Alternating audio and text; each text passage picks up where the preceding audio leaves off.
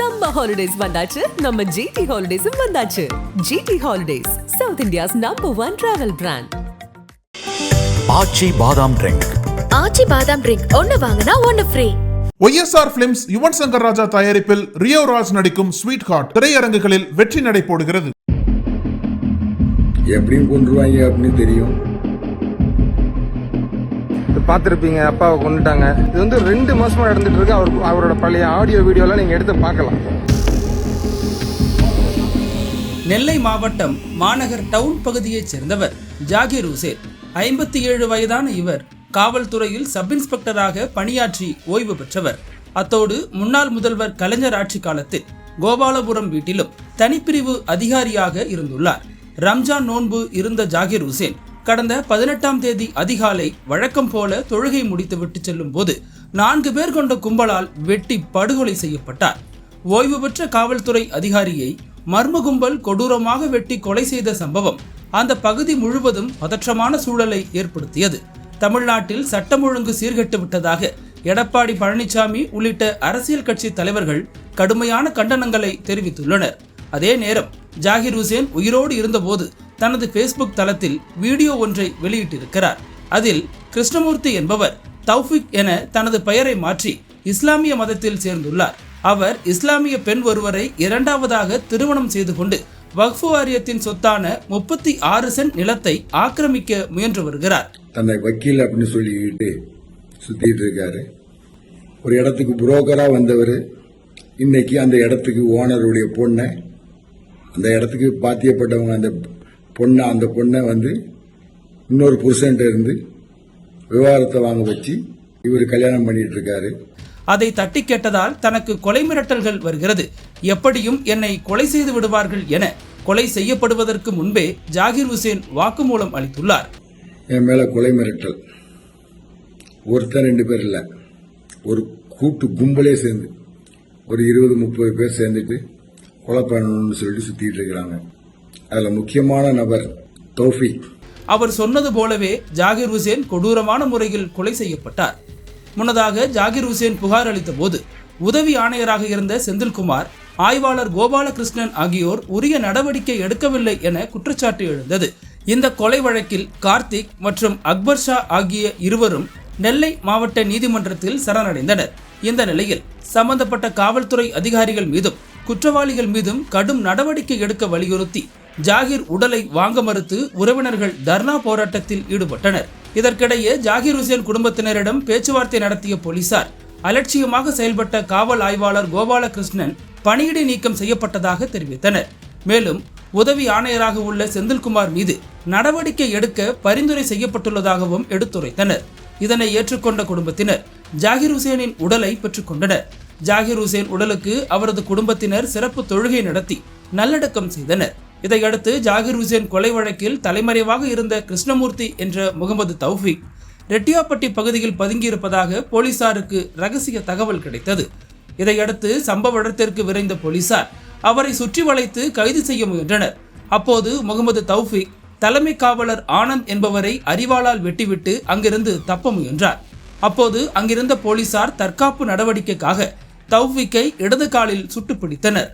இதில் காயமடைந்த முகமது தௌஃபிக் மற்றும் தலைமை காவலர் ஆனந்த் உள்ளிட்டோர் மருத்துவமனையில் சிகிச்சைக்காக சேர்க்கப்பட்டுள்ளனர். மேலும் இந்த வழக்கில் தொடர்புடைய மற்றொரு முக்கிய குற்றவாளியான முகமது தௌஃபிக்கின் மனைவியை போலீசார் தற்போது தீவிரமாக தேடி வருகின்றனர். பார்த்துருப்பீங்க, அப்பாவை கொண்டுட்டாங்க.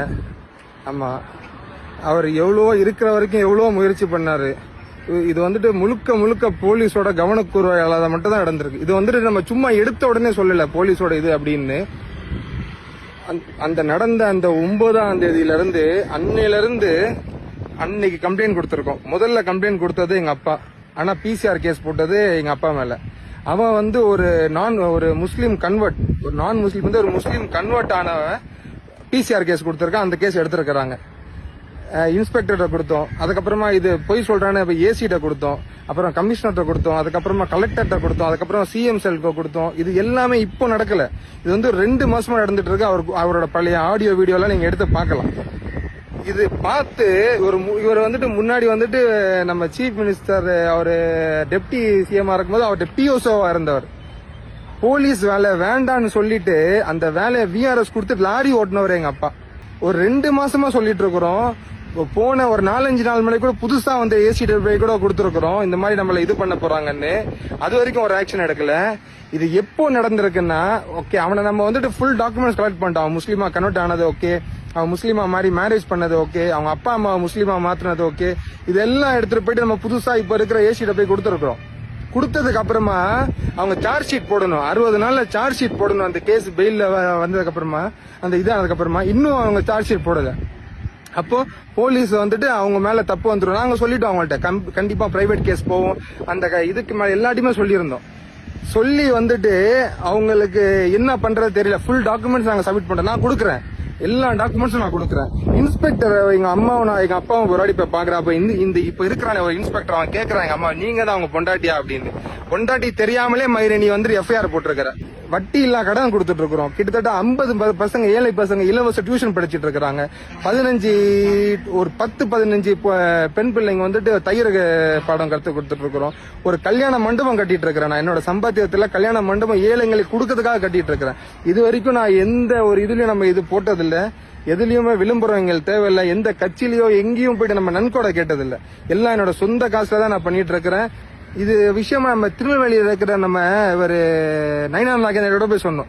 அவரு அந்த இப்ப இருக்கிற இன்ஸ்பெக்டருக்கு போன் அடிச்சு சொன்னாரு, அவர் அந்த மாதிரி பண்ற ஆள் இல்ல, எனக்கு அவரை பத்தி தெரியும், நீங்க நல்லா விசாரிங்கன்னு சொல்லியிருக்காரு. இன்னொன்னு அந்த ஏசி வந்துட்டு காசு கேட்கறதுக்கு ப்ரூஃப் எனக்கு கரெக்டா இருக்கு. ஏசி வந்துட்டு இந்த கேஸ் வந்துட்டு எஃப்ஐஆர் போட்டுருவோம், அதுக்கப்புறமா காம்ப்ரமைஸ் பண்ணிடுவோம்னாரு.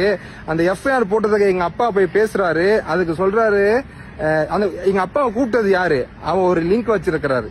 அந்த லிங்க் யார் வேணா நான் காமிக்கிறேன். அவர் போன் அடிச்சாரு, போன் அடிச்சா அவனை கூப்பிட்டு வா. அந்த ஆள் போன் எடுக்கணும், பொண்டாட்டிக்கு 3 மிஸ் கால் எடுத்திருக்காரு.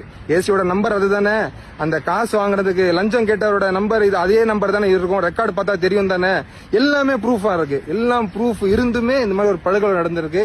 இதுக்கு மக்கள் நீங்க தான் என்னன்னு பார்த்து திருப்பி சொல்லணும். பாப்போம் இன்ஷால்லா. இது வந்துட்டு ஒரு மதம் இது சாயல் பூசுறதுக்கோ ஒரு இது பண்றதுக்கோ அந்த மாதிரி ஒண்ணும் இல்ல. ஒரு மனித நேயமா தான் நான் சொல்லிட்டு இருக்கிறேன். இதுக்கு எந்த அளவுக்கு போகுதுன்னு பார்ப்போம். லாக்அப் டெத் கேஸ் எல்லாமே வந்து அசால்ட்டா முடிச்சுட்டாங்க. இது வந்து ஒரு சாதாரண ஒரு டெத் மேட்டர் தான். இது வந்துட்டு ரொம்ப சிம்பிளா முடிச்சிருவீங்க. இருந்தாலும் முடிஞ்ச அளவுக்கு நம்ம ஃபைட் பண்ணி பார்ப்போம், என்ன ஆகுதுன்னு பார்ப்போம்.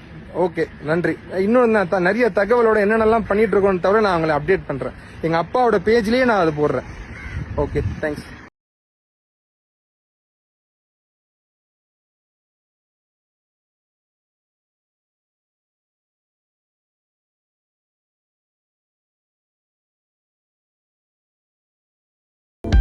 அனல் பறக்கும் செய்திகளை அப்டேட் செய்து கொள்ள நக்கீரன் களத்தை இப்பவே சப்ஸ்கிரைப் பண்ணுங்க.